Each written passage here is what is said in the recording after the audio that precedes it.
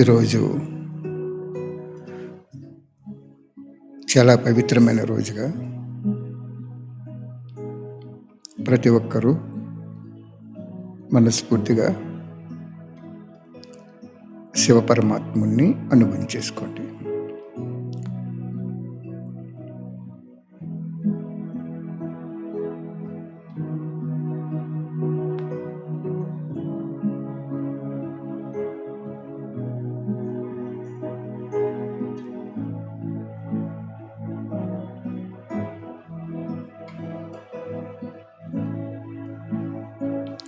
అనుభూతి శక్తి అవినాశి ప్రాప్తిని ప్రసాదిస్తుంది.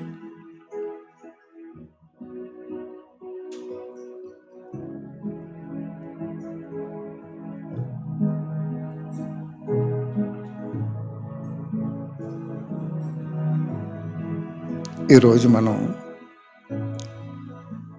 భగవంతుడి యొక్క మహిమ ఇచ్చే ప్రాప్తి చేసే సహయోగం దాని గురించి మనం క్లాస్ చేసుకుందాం.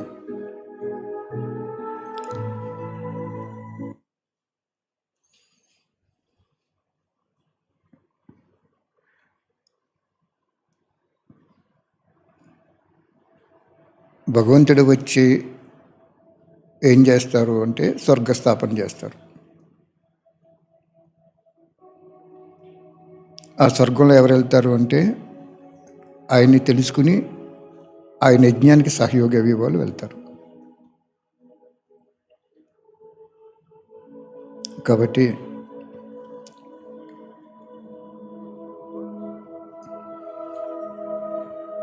సమయం సమీపంగా వస్తున్న కారణంగా మనం అందరం కూడా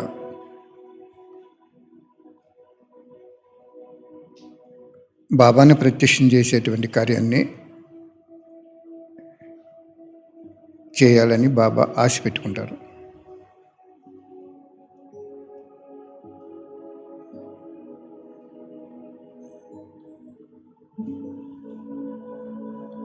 బాబా ఏం చెప్పారు? ధైర్యంతో ఒక అడుగేస్తే నా సహయోగం లభిస్తుందని చెప్పారు.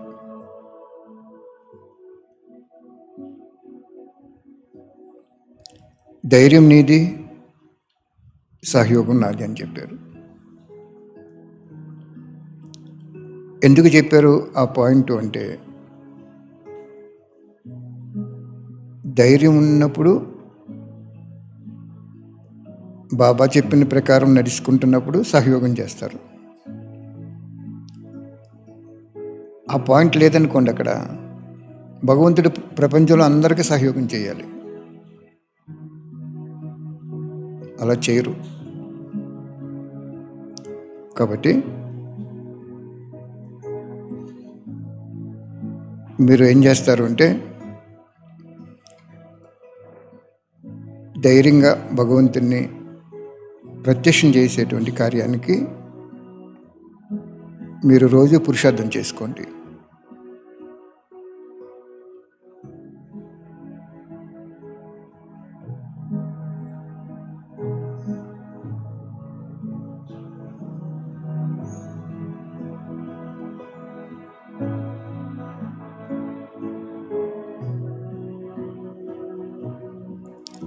రెండో పాయింట్ ఏం చెప్తారు బాబా?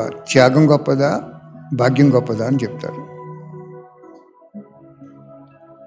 భాగ్యం గొప్పదే. త్యాగం చేసాం మనం, కానీ ఎంతో భాగ్యం ఇచ్చారు ఆయన. బ్రహ్మబాబాకి బంగారు మహల్ ఉంటుంది ఫస్ట్ జన్మలో. ఒక మహల్ ఖరీదు ఎంత ఉంటుందంటే ప్రపంచంలో ఉన్న బంగారం అంతా కూడా ఆ మహల్ సరిపోదు. సకర్వాణిలో చెప్పారు బాబా అలాగా.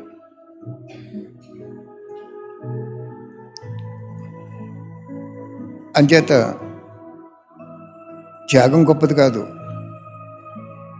ప్రాప్తే, భగవంతుడిచ్చే ప్రాప్తే గొప్పది.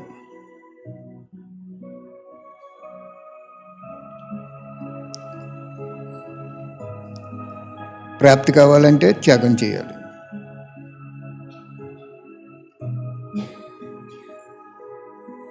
త్యాగం చేసుకోండి.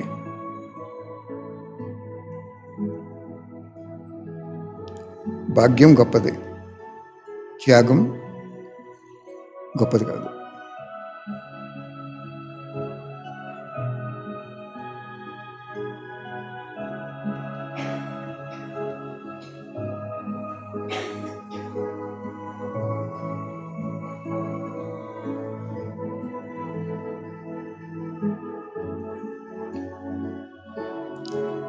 ఎందుకంటే భగవంతుడు 3 పాత్రలు అయిపోయినాయి. తల్లి పాత్ర, తండ్రి పాత్ర, టీచర్ పాత్ర. పాత వాళ్ళందరికీ ఆ పాత్ర అయిపోయింది. కొత్త వాళ్ళకి కొద్దిగా స్నేహం ఇస్తారు బాబా. కాబట్టి మీరు చేయవలసింది ఏంటంటే సద్గురు పాత్రలోకి వచ్చారు బాబా. సద్గురు పాత్రలోకి వచ్చినప్పుడు శిక్షణిచ్చైనా శిక్షించైనా పావనం చేసేస్తారు బాబా.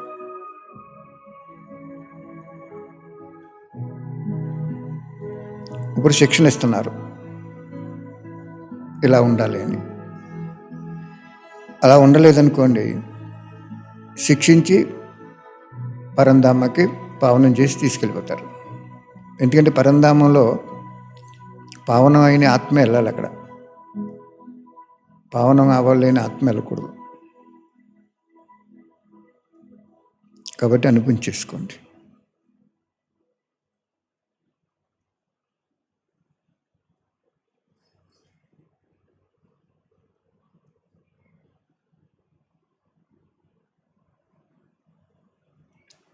మొదటి నెంబర్లోకి, భగవంతుడి హృదయంలోకి నేను వెళ్ళాలి అంటే మీరు చేయవలసింది ఒకటి ఏం చెప్పారంటే బాబా, ఇతరుల అవగుణాలని చూడకండి, అది త్యాగం చేయండి, అది గొప్ప త్యాగం అని చెప్పారు.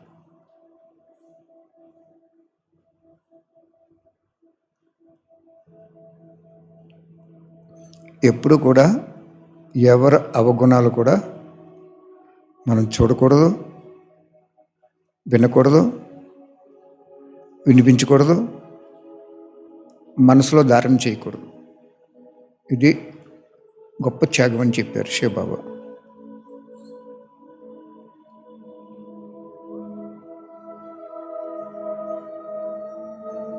గుర్తుపెట్టుకోండి, ఎవరు అవగుణాలు ఉండకుండా ఉండవు. మీరు 10 మామిడి పళ్ళు కొంటే మనం లేటుగా దాన్ని తీసుకుంటే ఒకటి కుళ్ళిపోద్ది. మనం ఇచ్చినోడిని అనకూడదు కదా, మనం లేటుగా తినటం లేట్ అయింది కాబట్టి కుళ్ళిపోయింది, అది టైం అయిపోయింది దానికి. అదేవిధంగా ఈ ప్రపంచంలో జ్ఞానంలో ఉన్న వాళ్ళైనా, కుటుంబంలో ఉన్న వాళ్ళైనా, బయట వాళ్ళైనా, ఎవరైనా అవగుణాలు లేకుండా ఎవ్వరు ఉండరు.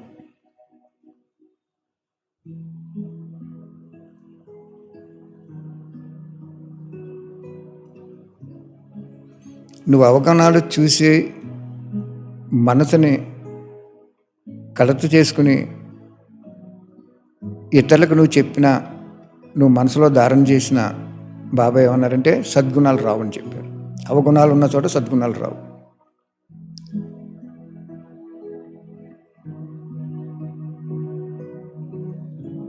అదొకటి త్యాగం చేసుకోండి. మీ ఇంట్లో వాళ్ళలో అవగుణాలు చూడాలన్నా, జ్ఞానంలో ఉన్న వాళ్ళు అవగుణాలు చూడాలన్నా, బయట వాళ్ళ అవగుణాలు చూడాలన్నా చూడకూడదు, మనసులోకి వెళ్ళకూడదు, ఇతరులకు చెప్పకూడదు, మనం వినకూడదు.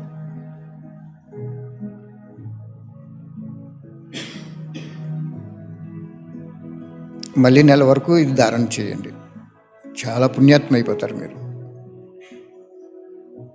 రేపు 18వ తారీఖు అమ్మ వ్యక్తి దినోత్సవం వస్తుంది. సంవత్సరానికి ఒక రోజు చేసుకుంటున్నాం ఆవిడ గురించి, మనం ఏం తప్పులేదు. అది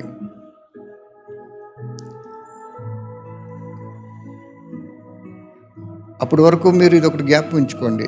అవగుణాలు చూడకూడదు, వినకూడదు, వినిపించకూడదు, మనసులోకి వెళ్ళకూడదు, మనసులో ధారణ చేయకూడదు.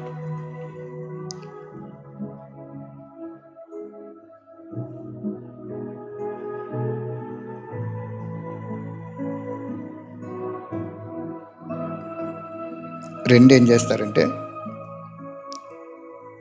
భగవంతుడికి రోజు వాటర్ తీయండి. నిన్న చెప్పాను, ఇవాళ కొత్త వాళ్ళు ఉన్నారు కాబట్టి చెప్తున్నాను. భగవంతుడికి రోజు ఒక వాట పెట్టుకోండి. కార్మికుడు కష్టపని చేసి కార్మికుడు ఉన్నారనుకోండి, ఆయన 500 నుంచి 1000 రూపాయల వరకు సంపాదించారు రోజుకి.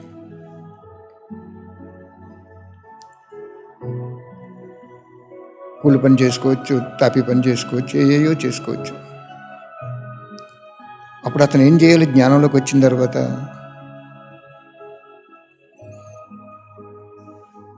ధనం కూడా ఒక శక్తి అని చెప్తారు బాబా. సాయంత్రానికి 1000 రూపాయలు వచ్చినప్పుడు కొడుకు చదువుకి, కూతురి పెళ్ళికి, వాళ్ళ ఆరోగ్యానికి, ఇంటెద్దికి, ఎన్నిటికి వరుసనే పాలకి ఎంత ఇవ్వాలి, ఇవన్నీ తీస్తున్నాం కదా మనం లెక్కలు. కాయగూరలకు ఎంత ఇవ్వాలి, ఇంటి పన్ను ఎంత కట్టాలి, ఇలా లెక్కలు తీస్తున్నాం కదా మనం. అలాగే ఈ జ్యోతి స్వరూపుడికి ఒక కొడుకు అనుకుని అతనికి వాటా తీయండి మీరు. ఆయన హృదయంలో ఉంటారు మీరు. ఏ జన్మలోని మిమ్మల్ని వాటా తీయమని అడగట్లేదు.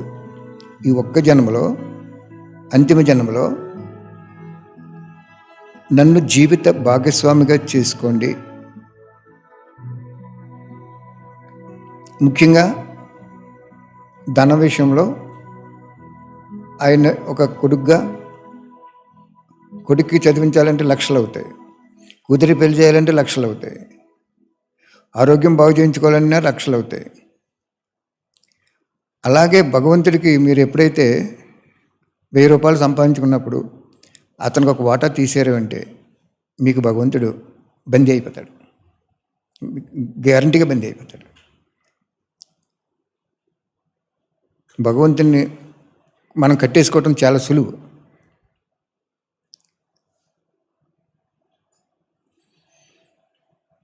మీరు తీయకుండా నేను ఈ జ్ఞానంలోకి వచ్చిన తర్వాత ఆ పదార్థం మానేసాను, సినిమాలు చూడలేదు, పెళ్ళిళ్ళకి వెళ్ళలేదు, లేకపోతే తెల్ల బట్టలు ధరించాను, ఇవన్నీ కూడా మీరు అనుకుంటున్నారు చాలా గొప్ప అనుకుంటున్నారు. అది పథ్యం, కానీ ఔషధం కాదు. పథ్యం చేస్తే వ్యాధి తగ్గదు, ఔషధం కంపల్సరీగా ఉండాలి.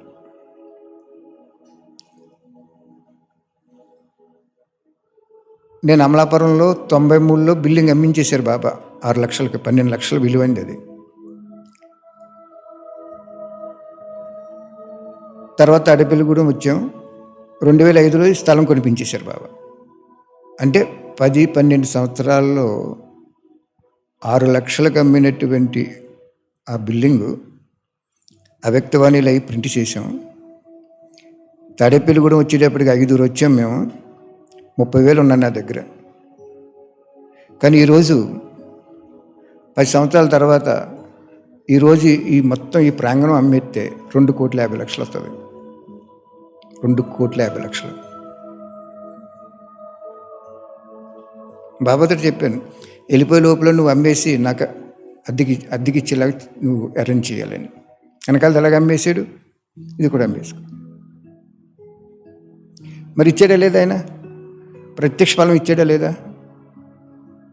6 లక్షలకి అమ్మేసిన బిల్డింగు 30,000తోటి తాడేపల్లిగూడెం వస్తే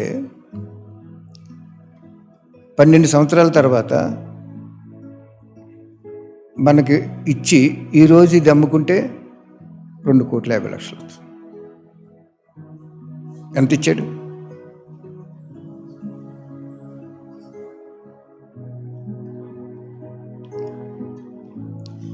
మీ పిల్లల కోసం మీరు ఇల్లు కట్టుకుంటున్నారు, మీ పిల్లల కోసం పెళ్ళిళ్ళు చేసుకుంటున్నారు, మీ పిల్లల్ని చదివించుకుంటున్నారు. ఈయనకి ఏం చేస్తున్నారంటే అమృత వల్ల లేచారు కరెక్టే, అది తినలేదు, నీసు మానేసాను, ఉల్లిపాయ మానేశారు కరెక్టే. ఉల్లిపాయ మానేసి నీసు తింటే మానేసి తెల్లరగట్లు యోగం చేసేసుకుని తెల్ల బట్టలు వేసుకుని భగవంతుని మౌంట్ ఆబులో 10 సార్లు తడుచుకుంటే మన స్వర్గం వచ్చేస్తే ఇంక ఇవన్నీ ఎందుకు? త్యాగం కావాలి. ఫస్ట్ త్యాగం ఏంటంటే ఎవరు అవగుణాలు చూడకూడదు.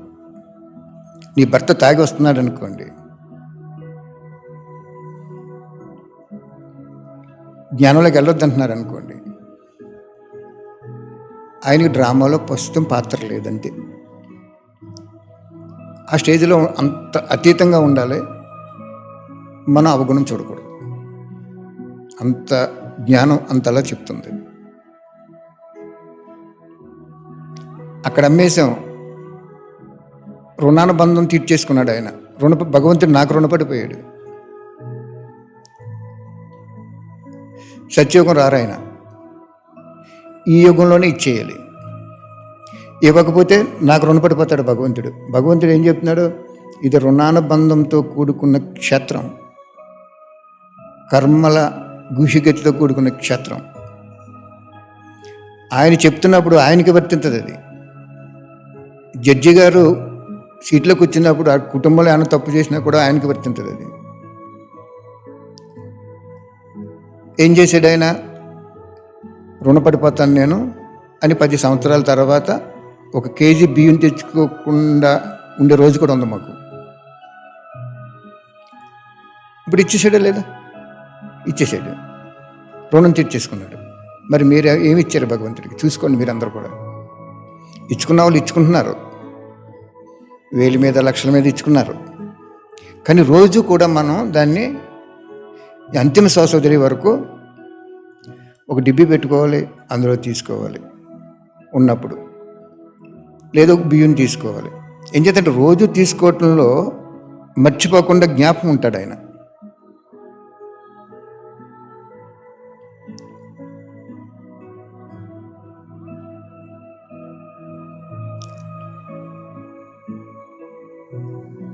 ఆయన రుణం తీర్చేసుకున్నాడు. 6 లక్షలకు అమ్మిన బిల్డింగు 93లో 2005లో కొనిచ్చి ఇప్పుడు రుణం తీర్చేసుకున్నాడు. అంటే ఆయనకి నాకు రుణం అయిపోయింది. కానీ మళ్ళీ జన్మలో మనకి అన్ని ప్రాప్తులు రావాలంటే ఇది అమ్మేలు. ఇప్పుడు లెక్క ప్రకారం మీకు తెలుసా, ఉంచుకోకూడదు, లేకపోతే ప్రాప్తి రాదు. ఆయన రుణం తీర్చేసుకున్నాడు. మీ ఇంటికి బంధువులు వచ్చారు, ఒక చీర పెట్టారు, పట్టు చీర పెట్టారు, 3000 ఎట్టి, మంచి శారీ పెట్టారు. ఆ తీసుకున్న వాళ్ళు మీకు రుణపడిపోతారు. అందుకే వాళ్ళు ఏం చేస్తారంటే ఆ రుణం తెలియదు వాళ్ళకి, గౌరవార్థం ప్రిస్టేజ్ ఇష్యూలో ఏం చేస్తారు, మళ్ళీ మీరు ఇంటికి వెళ్ళినప్పుడు మీకు బట్టలు పెట్టేస్తారు.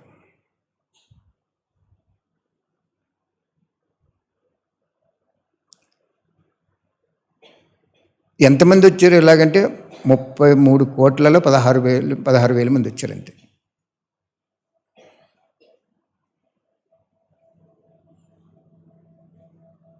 ఇప్పుడు నేను చేసుకోలేదనుకోండి, ఆయన రుణం తీర్చేసుకున్నాడు. మళ్ళీ 84 జన్మలో నాకేమీ రాదు. దీన్ని త్యాగం ద్వారా వచ్చిన భాగ్యాన్ని మళ్ళీ త్యాగం చేసినప్పుడు భవిష్యత్తు జీవితానికి ఉంటుంది.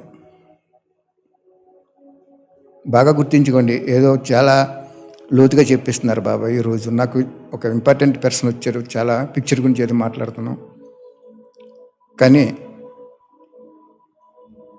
మాకు తెలుసున్న బంధువు అతను ఏదో ఇలాగొచ్చారు.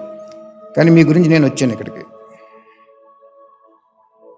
మీరు పాత వాళ్ళని తెలుసు నాకు.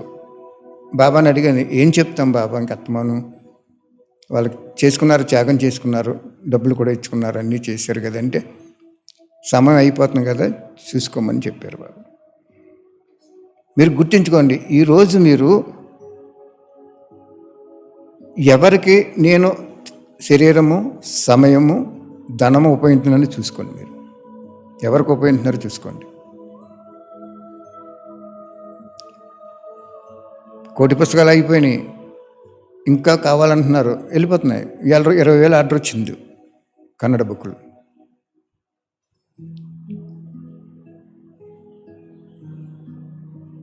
కాబట్టి ఇటువంటి యజ్ఞం ఎవరికి ఇవ్వలేదు భగవంతుడు.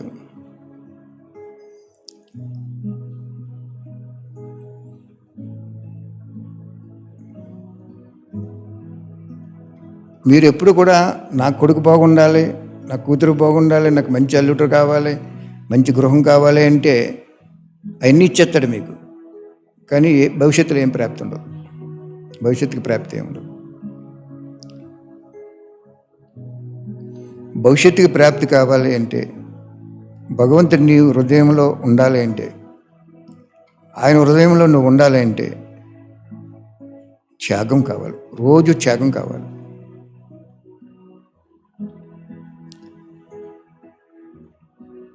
మొన్న బట్టీకి ఇక్కడి నుంచి సరుకులు తీసుకెళ్ళాలంటే అక్కడికి ట్రిప్కి 800 అడిగారు.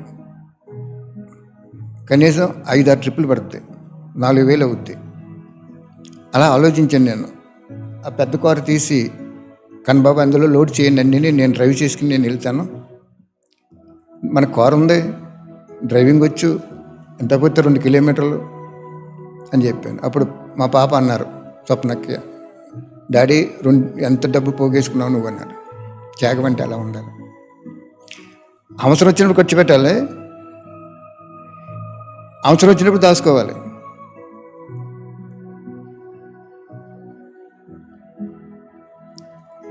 అంచేత త్యాగం అనేది ఎలా ఉండాలంటే, రోజు నేను ఎంత తెస్తున్నాను భగవంతుడికి.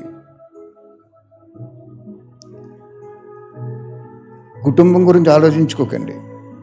ఏ రోజు మనం ఎక్కడ ఉంటామో ఎవరికి తెలియదు.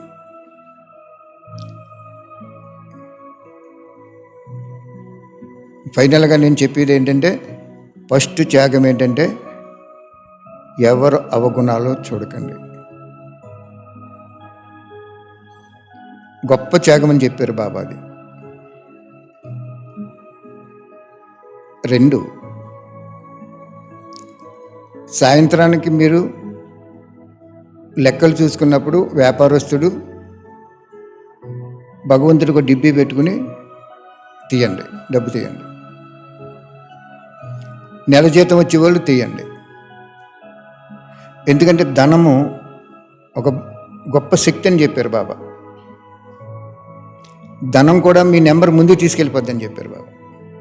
ధనం కూడా మీ నెంబర్ ముందు తీసుకెళ్ళిపోద్ది అన్నారు. ఎలా తీసుకెళ్తుందని అడిగాను నేను బాబాని. ఈ కలియుగంలో ధనం మీద ప్రేమ ఎక్కువ ఉంటుంది. ప్రేమ ఉంటేనే కదా ధనం వేస్తాడు.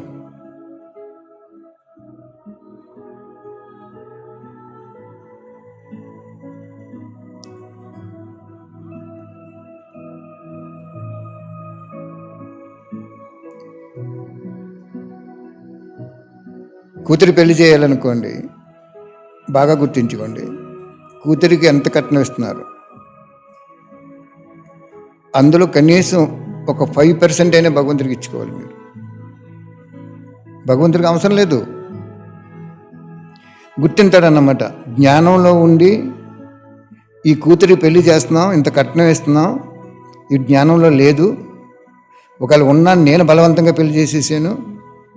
కాబట్టి భగవంతుడి నా కూతురని ఎప్పుడైతే నువ్వు కొంత పర్సెంటేజ్ తీసేవో, ప్రతి జన్మలో నీకు మంచి కూతురిని ఇచ్చేస్తాడు. అంటే రుణం ఉంచుకోడు అక్కడ.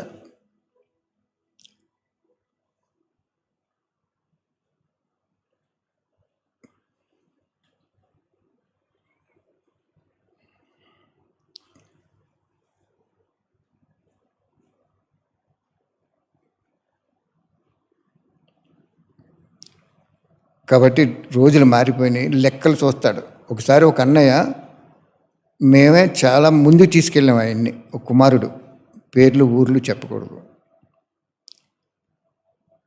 చాలా ముందు తీసుకెళ్ళాం. ఆయన్ని బాబా ఏం చెప్పారంటే, కొంచెం బిల్డింగులు కట్టేసే టైప్లోకి వెళ్ళిపోయారు ఆయన, సెంట్రల్ కట్టేసే టైప్లో. ఒక 1,000 రూపాయలు 2,000 రూపాయలు కోటి పుస్తకాల సేవలో వేసుకో, సేవ పూర్తి అయిపోతుందన్నా. వేయలేదు. మళ్ళీ కొన్నాళ్ళు పోయిన తర్వాత మళ్ళీ బాబా జ్ఞాపం చేశాడు, 1000 రూపాయలు వేసుకోమన్నా, వేయలేదు. చాలా ధనవంతుడు, మంచివాడు. అప్పుడు బాబా చెప్పారు, ఇంక మాట్లాడకు, అడక్కు. ఆఖరినే ఏం లెక్కలు కడతానో తెలుసా? జ్ఞానంలో రాకముందు ఎంత ఆస్తి ఉంది, జ్ఞానంలోకి వచ్చిన తర్వాత నా పేరు మీద ఎంత ఆస్తి సెంటర్స్ అయ్యి ఎంత జమ చేసుకున్నాడో ఆ లెక్క ప్రకారం భాగ్యం ఇస్తానన్నాడు.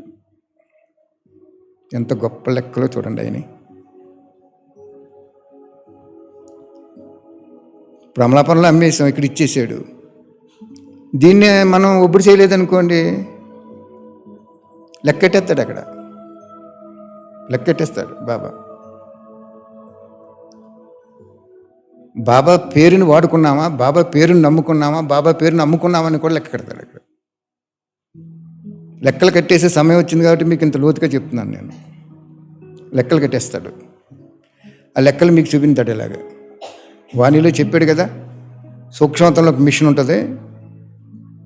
నేను నాది అని మీరు అనుకుంటే ఆ మిషన్ ఏం చేస్తుందంటే అంతకుముందు చేసుకున్న పుణ్యం అంతా కూడా పెద్ద ఖాతాలో జమ చేసేస్తుంది అని చెప్పి. మీకు కూడా తెలియదు, అది ఎంతో స్వచ్ఛమైన మనసు ఉంటే కానీ మీకు గ్రహించలేరు.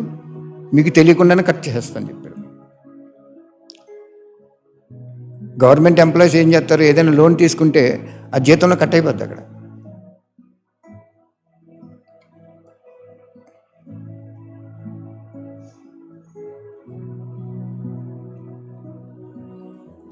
కాబట్టి సమయం సమీపంగా వచ్చేస్తుంది. మీది ఏదీ ఉండదు ఇక్కడ. మొత్తం ముక్కల కింద అయిపోయి ఇదంతా కలిసి సముద్రంలోకి వెళ్ళిపోద్ది. రోకలంత దారితో వర్షం కురుస్తుందని చెప్పారు ఆయన. సముద్రంలో నీరంతా ఎందుకు పెట్టాడు అంటే ఆ నీరు అంత ఒత్తిడి ఉంటేనే ఇవన్నీ సముద్రంలో తీసుకెళ్ళిపోద్ది.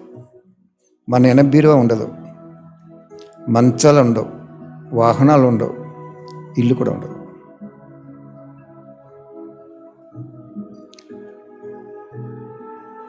అయితే ఏం చేయాలంటే ఓట పెట్టుకో ఆయనకి. కుటుంబ సభ్యుని కుటుంబాన్ని వదిలేయమండవు, నాలాగా ఇల్లు అమ్మేయమండ మిమ్మల్ని. నేను ఎంతగా అమ్మేం చేశానంటే నాకు ఇష్టమైంది. నా తండ్రి పెట్టుకోవాలనుకున్నాను, ఆయన ఇస్తాడని కూడా ఆలోచించలేదు నేను. ఇచ్చేసాడు. ఎంత గొప్ప ఇల్లు ఇచ్చాడు. మళ్ళీ అది అమ్మించాడు, ఇంకా కొంత మిగిల్చాడు. ఇది కూడా ఇచ్చేయండి బాబా అంటున్నారు. భాగ్యం పొల్లిపోయిందయ్యా నీకు. ట్యాప్ కింద బిందె ఎడితే నీళ్లు పొల్లిపోయి నీ బిందె పక్కనెట్టేసి ఇంకో బిందె పెడుతున్నారయ్యా, ఎందుకు ఇది ఇచ్చేస్తా అంటారు బాబా. నాకు వద్దు బాబా, నేను ఒంటరిగా వచ్చాను, ఒంటరిగా వెళ్ళిపోవాలంతే. ఇంక శరీరం ఉండాలంతే, ఇంకా ఏది ఉండకూడదు. ఈవెన్ కార్లు అన్నీ కూడా ఒబ్బడి చేసేయని అని సంకల్పం చేసుకుంటాను నేను. మరి ఈ సభలో ఉన్న మీరందరూ చేసుకున్నారు, లక్షలు వేలు కూడా చేసుకున్నారు మీరు. కానీ అంత సంకల్పం ఉందా?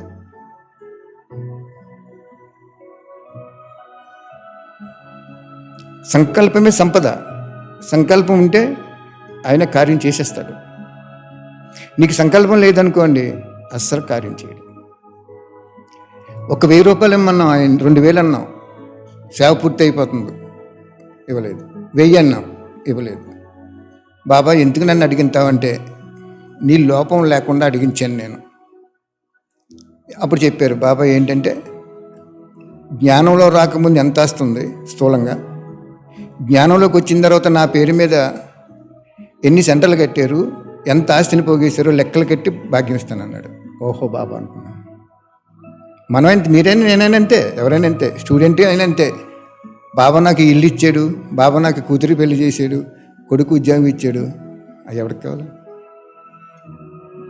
నువ్వు చెప్పక్కర్లేకుండానే నీ కోరిక తీరుస్తాడు బాబా, నువ్వు చెప్పక్కర్లేదు.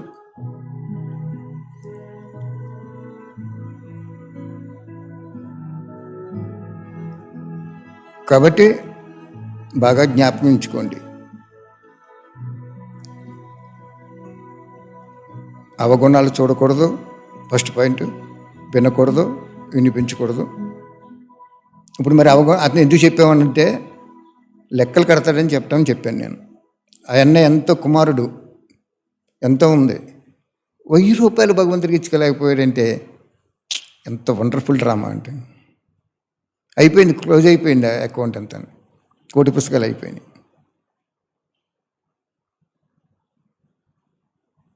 అప్పుడు చెప్పాడు ఆయన, లెక్కలు కడతాను నేను.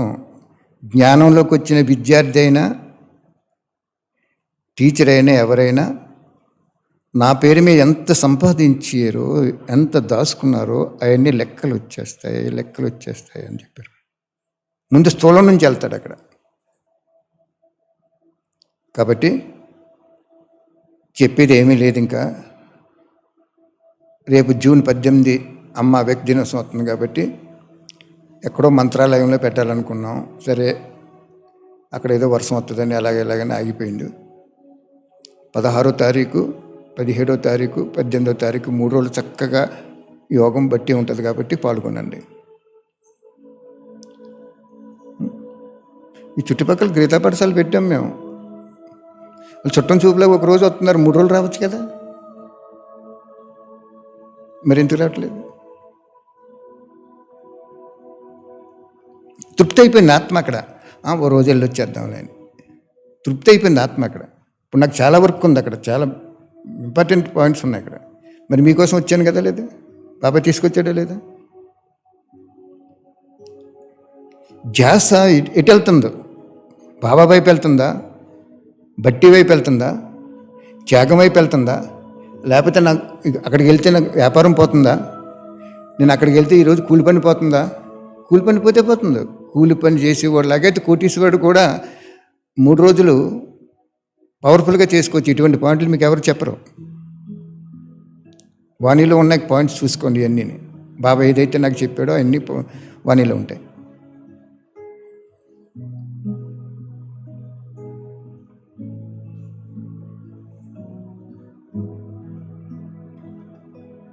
భగవంతుడు రుణం ఉంచుకోడు. మిగిలిన వాళ్ళు ఎవరో కూడా మీకు అంత అలాగా ఆలోచించరు. భగవంతుడు రుణం ఉంచుకోడు. 1కి 100, 1000, 1,00,000, కోటి, మిలియన్స్ ఇచ్చేస్తాడు. 93లో 6 లక్షలకు అమ్మాం. ఎన్నాళ్ళు 93, 2003, 2013, 2020, కొంచెం ఇంచుమించు 30 సంవత్సరాల లోపు అవుతుంది. ఎంత ఇచ్చాడు?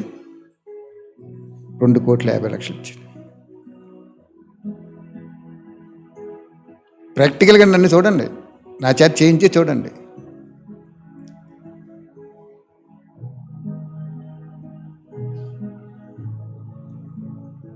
ఇచ్చాడా లేదా? రుణం తీర్చేసుకున్నాడా లేదా?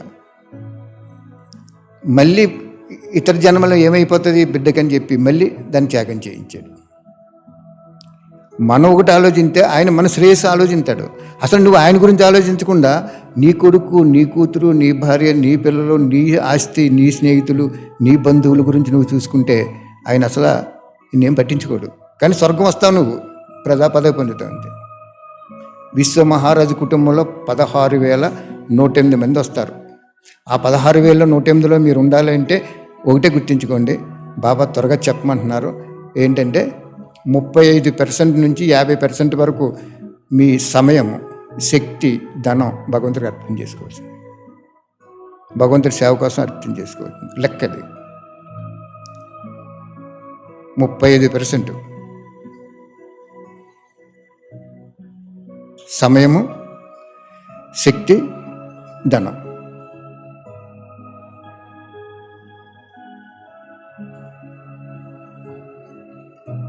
లేకపోతే మీరు వస్తారు స్వర్గం, పదవిలో కూర్చుంటారు, ప్రజలుగా వస్తారు తప్ప విశ్వమహారాజు కుటుంబాలకు ఎట్టి పరిస్థితులు రాలేరు. సమయము, శక్తి, ధనం 3 కావాలి. చేసుకోండి. ఎవరు చేసుకుంటే వాళ్ళు పొందుతారు. ఆ బట్టికి చక్కగా రండి అందరూ. ఆ 3 రోజులు యోగం చేసుకోండి. ఆవిడ సూక్ష్మతలు ఉన్నారు కాబట్టి మనకి అందరూ అంటారు, బ్రహ్మబాబా ఫోటో కూడా పెట్టవు కదా నువ్వు, మమ్మీ గురించి ఏంటంటారు. వాళ్ళు చెప్పేది కరెక్ట్ కాదని చెప్పారు బాబా. ఏదో కోడిగుడ్డికి ఎంటుకలు ఉండవు, జిగిరెట్ అంటించి ఎంటుకలు వచ్చినాయని చెప్తారు అనమాట. ఆవిడ త్యాగము ఎంత గొప్ప త్యాగం అంటే ఒకరోజు కేజీ బియ్యం తెచ్చుకోవడానికి మా దగ్గర హౌసింగ్ బోర్డులో డబ్బులు లేవు. మేము లాస్ట్ జన్మలో చాలా ధనవంతులు. మేము నాన్నగారు 100 కాసులు బంగారం కొనించేవారు, ఇంకా కోటలు రాకుండానే. 40 ఎకరాల ఆస్తిపరుడు ఆయన. అంతిమ జన్మ చాలా గొప్ప జన్మ మాది.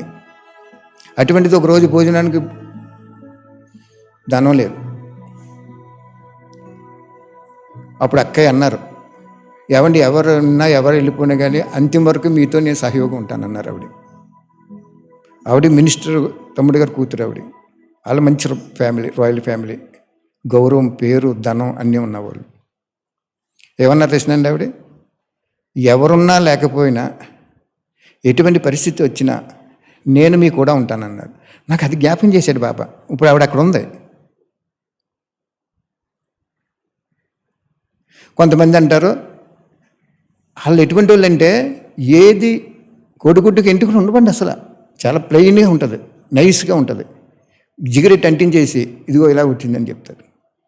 అంచేత ఎవరి మాటలు నమ్మకూడదు. ఇక్కడ మనం ఎవరు అనుకుంటారనేది చేయకూడదు. ధర్మము, న్యాయము, నీతి, నిజాయితీ ఉండాలి మనకు. అసలు నేను వేసుకున్న ప్లాన్ ప్రకారం అయితే, బాబా నాకు ఇచ్చిన ప్రకారం అయితే అక్కడ పెడితే ఆ కర్నూలు అన్నీ కలిసి చాలామంది వస్తారు అక్కడ. సర్లే డ్రామా అనుసారంగా ఆగింది, మళ్ళీ ఇంకోసారి పెట్టుకుందాంలే అనుకున్నాను. ఆవిడ చేసిన త్యాగం ఏంటంటే లాస్ట్ని ఏముంటే అదే తినేది ఆవిడ. అందరూ తినేసిన తర్వాత చాలా ఉన్నాయి ఆవిడ గురించి చెప్పాలంటే. అంచేత ఏంటంటే ఆ రోజు చక్కగా మీరు ఇంకా బంధువులు ఎవరైనా ఉన్నా 3 రోజులు వచ్చి చేసుకోండి. మీకోసం చెప్పిస్తున్నారు బాబా. ఆ ఒక్కరోజే పరీక్ష పెట్టాడు. ఆ ఒక్కరోజు కూడా డబ్బు లేకపోతే ఏం చేశారంటే, ఒక అన్నయ్య, రాజన్నయ్య అని ఒక అన్నయ్య, బియ్యం వ్యాపారం పెట్టాడు అన్నయ్య ఈయన అని మన ఇంటికి తీసుకొచ్చాడు. హౌసింగ్ బోర్డులో మీరు బట్టి చేస్తుంటారు కదా, 16, 17, 18 అంటే నేను ఏమన్నానంటే, ఆయన అన్నాడు శాంపిల్ పంపిస్తానన్నాడు. 2 కేజీలు పంపించాడు. ఆ 2 కేజీలతో వండుకున్నాం మేము. మన్నా నుంచి మాకు డబ్బు ఆటోమేటిక్ వచ్చేసింది. ఓన్లీ ఒక 2-3 గంటలు ఉంచాడు అంతే బికారీ. కానీ ఏమి ఎక్కువ కష్టపెట్టలేదు ఆయన. ఆ 2-3 గంటలు ఎందుకు ఉంచాడంటే, మన ఆలోచన ఎలా ఉంటుంది, ఇంటికి వెళ్ళిపోదాం, హోమియోపతి వైద్యం చేసుకుందాం, ఏం బాబా లేదు ఎవరు లేడు అంటాడేమో, ఏం చేస్తాడనేది అక్కడ 1 గంట, 2 గంటలు, 3 గంటలు పరీక్ష పెట్టేసి అతను తీసుకొచ్చి 2 కేజీలు బియ్యం ఇప్పించాడు. మీకు చెప్తే ఆశ్చర్యపోతారు మీరు. మేము చాలా రాయల్ ఫ్యామిలీ. మేము అంత చెప్పుకోగలుగుతాం. అంతిమ జన్మలో బాబా కాలేజీకి ఎవరు పాస్ అవ్వలేకపోతే అన్నయ్యలు, నాన్నగారు నాకు బుల్లెట్ కొని ఇచ్చారు ఆ రోజుల్లో. 72 సంవత్సరం, ఇప్పుడు 1972లో. అప్పుడు బుల్లెట్ మోటార్ సైకిల్ అంటే చాలా రాయల్టీ, ఎవరికి ఉండేది కాదు. అటువంటి జన్మలో పుట్టి లాస్ట్ జన్మలో, ఇంకంత ముందు జన్మలు ఎన్నో ఎంత బాగున్నాయో, పుట్టి ఒక్కరోజు భోజనం లేకుండా ఉన్నప్పుడు ఆలోచించాడు అన్నమాట. ఏం ఆలోచించాడు? జ్ఞానం ఉన్నాడు, చదువుకున్నాడు, ఎంతో త్యాగం చేశాడు. ఈరోజు భోజనం లేకపోతే వెళ్ళిపోతే మళ్ళీ హాస్పిటల్ పెట్టుకుంటే బోల్ డబ్బు సంపాదించుకుంటున్నాడని ఆలోచించాడా? ఏం చేశాడు? అన్నీ రికార్డ్ అయిపోయినాయి ఆయన దగ్గర. అసలు మాకు డబ్బు లేదని కానీ బియ్యం తెచ్చుకోవాలని కూడా పెద్ద టచింగ్ లేదు అసలు. చూద్దాం, ఇంకా టైం ఉంది కదా, 10:30, 11 అయింది కదా. ఆ రోజు అన్నది అక్కయ్య, ఎవరున్నా ఎవరు లేకపోయినా మీతోటి నేను కడకంట యజ్ఞం సమాప్తి అయ్యే వరకు మీకు కడకంట ఉంటాను అన్నారు. ఏంటి బాబా మరి ఎలా తీసుకెళ్లారంటే అప్పుడు చెప్పారు, అక్కడ పైన ఉంది, ఏముంది, అమెరికాలో చాలామంది ఉంటారు, బెంగెట్టుకోవట్లేదు కదా. కాబట్టి మాకు తగులుబాట్లు అటువంటి ఏముండవు, భగవంతుడు ఉంచడు. నీతి, నియమం, ప్రేమ, అనురాగం, తగులుబాటు కాదు అది. అర్థమైందా? చక్కగా రండి, ఆశీస్సులు బాబా వస్తారు,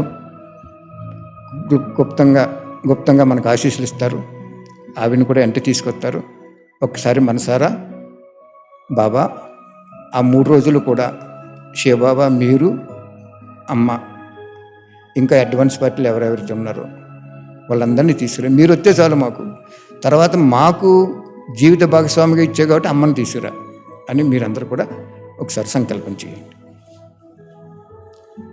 మీకు అమ్మే ఆవిడ, మార్గదర్శకురాలుగా ఉంది కాబట్టి అందరికీ అమ్మే ఆవిడ.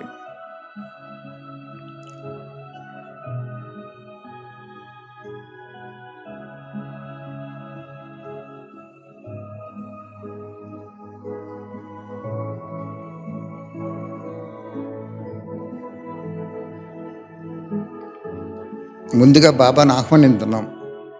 ఇవాళ 18వ తారీఖు, సరిగ్గా నెల ఉంది. బాబా, శివబాబా అమ్మని తీసుకుని నీ ఒడిలో కూర్చోబెట్టుకుని ఒక బిడ్డలా తీసుకురా బాబా అని సంకల్పం చేసుకోండి. ఆవిడకి ఇంకో జన్మ లేదు, కటకంట శివబాబా దగ్గరే ఉంటుంది. పుట్టింటికి తీసుకెళ్ళేను అన్నారు బాబా నాతోటి.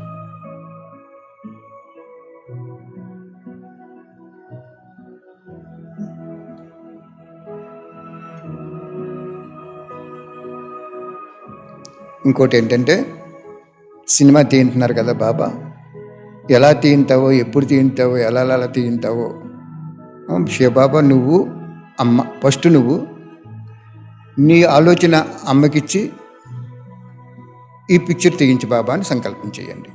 ఎందుకంటే ఆవిడకి అంత శక్తి ఉంటుంది. బాబా దగ్గర ఉంది కదా ఆవిడ, అంత శక్తి ఉంటుంది.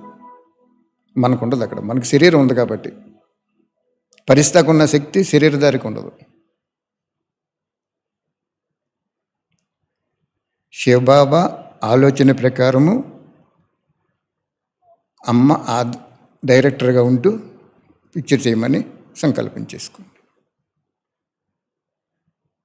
శివబాబా ఆదేశానుసారంగా, మళ్ళీ వీరి ఆదేశానుసారంగా కాదు.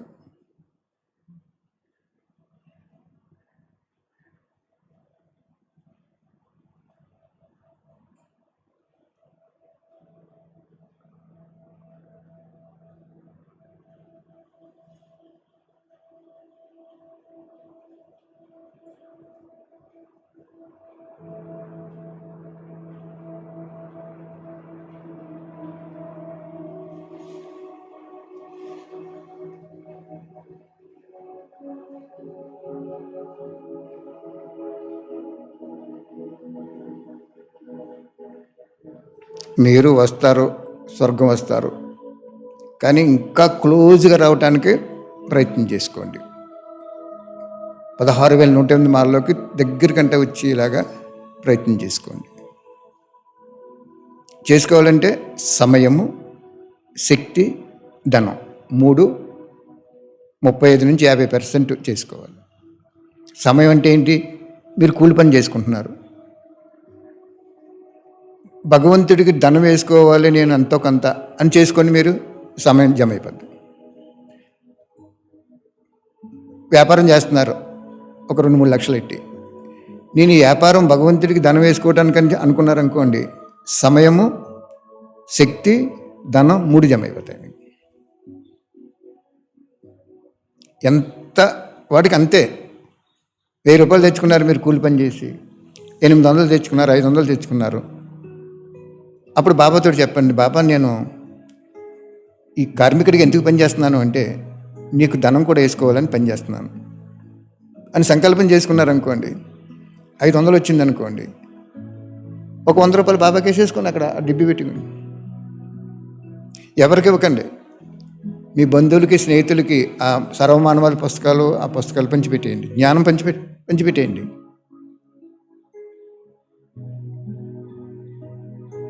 అప్పుడు చూడండి మీకు ఎలా ఉంటుందంటే, లాస్ట్ మహావినాశనం జరుగుతున్నప్పుడు బాబా అన్నాడు, at the end there is a beautiful position ఏర్పడుతుంది అన్నాడు.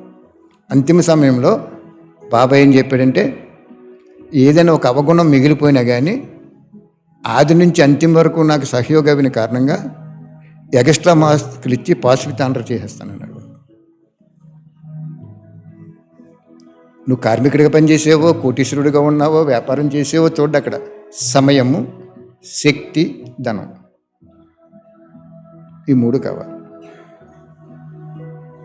బ్రహ్మబాబా సమయం ఉపయోగించాడు, శక్తిని ఉపయోగించాడు, ధనం ఉపయోగించాడు.